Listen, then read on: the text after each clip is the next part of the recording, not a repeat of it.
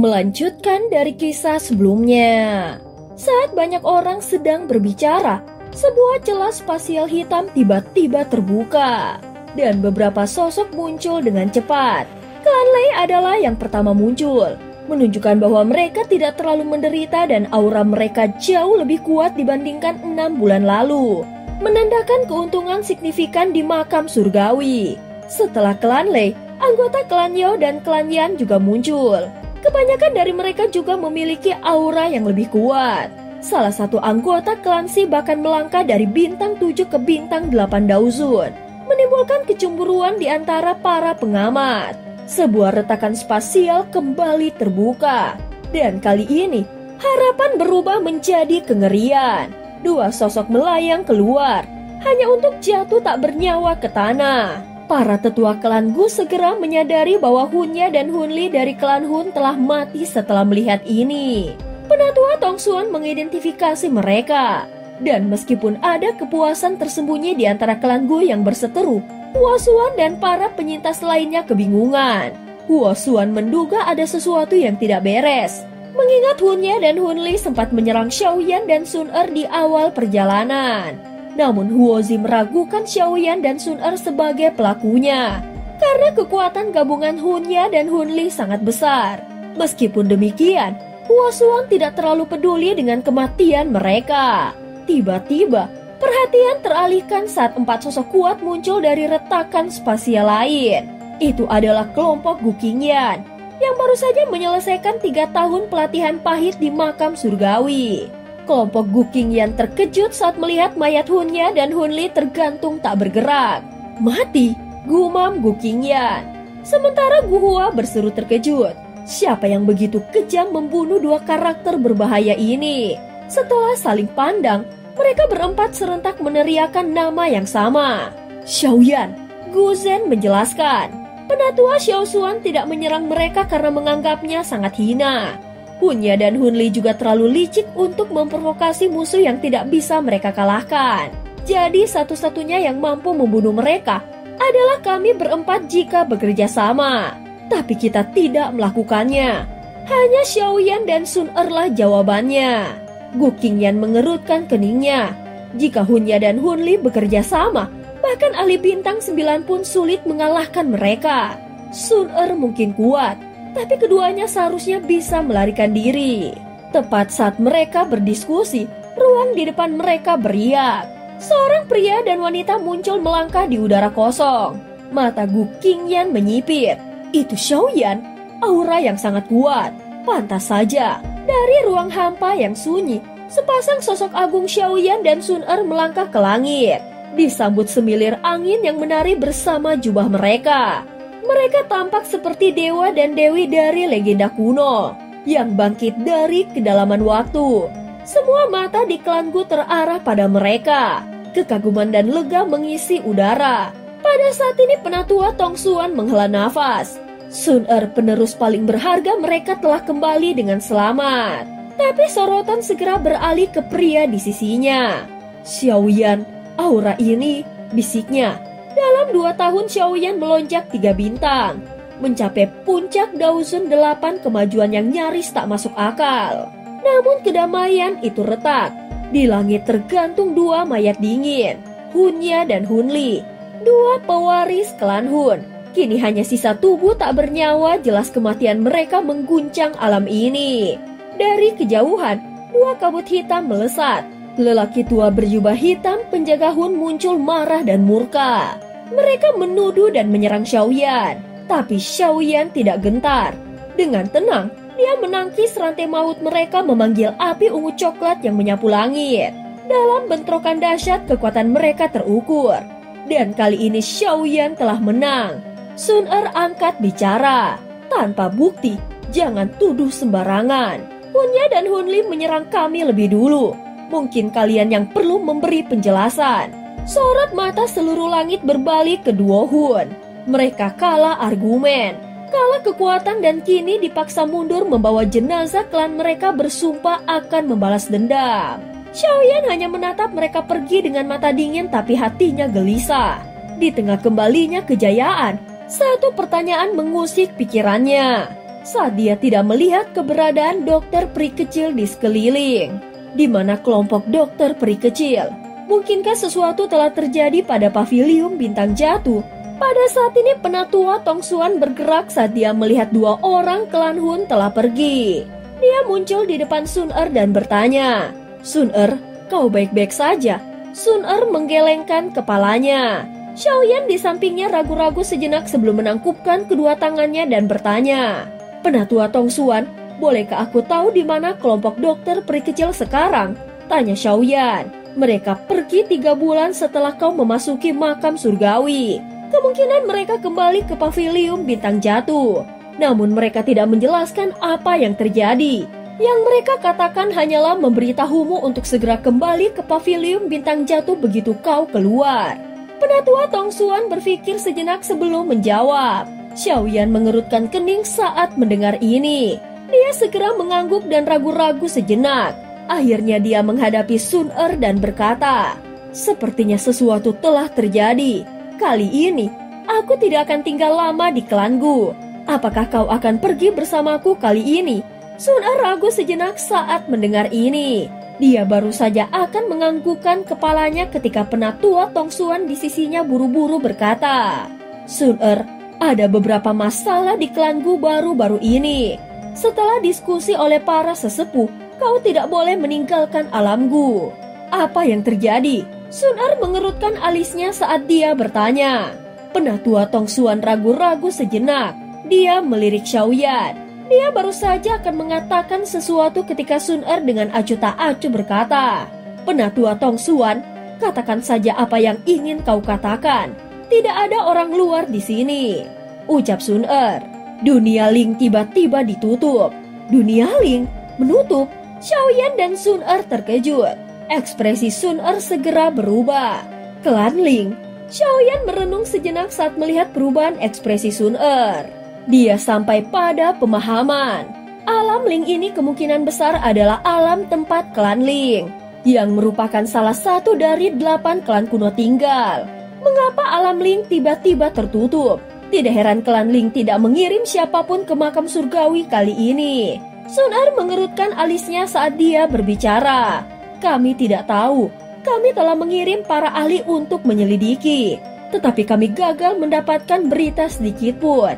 Ruang tempat alam Ling awalnya berada telah benar-benar menghilang. Bahkan setelah beberapa sesepuh dalam klan pergi untuk menyelidiki, mereka tidak dapat menemukan apapun. Cara itu seolah-olah alam Ling telah sepenuhnya disembunyikan." Penatua Tong Xuan mengerutkan kening saat dia menjelaskan situasinya. Jelas masalah yang tidak biasa ini benar-benar membingungkan.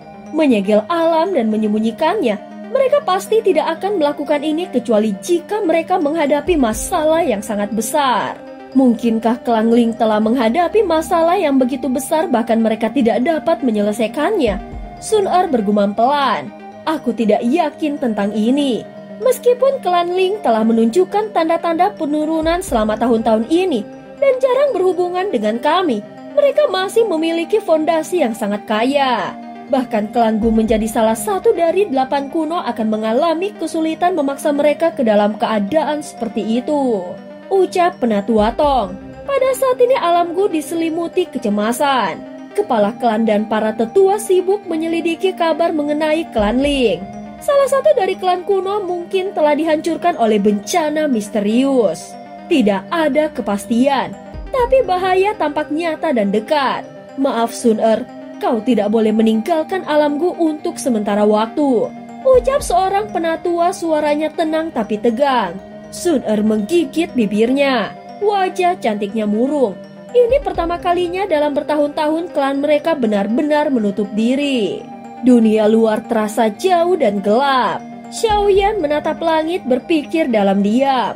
Klan Ling bukan nama yang dia kenal dengan baik. Tapi jika sebuah klan kuno bisa hilang begitu saja, maka ini bukan ancaman biasa. "Sun Er, tetaplah di sini," ucap Xiaoyan. "Alamku adalah tempat teraman sekarang."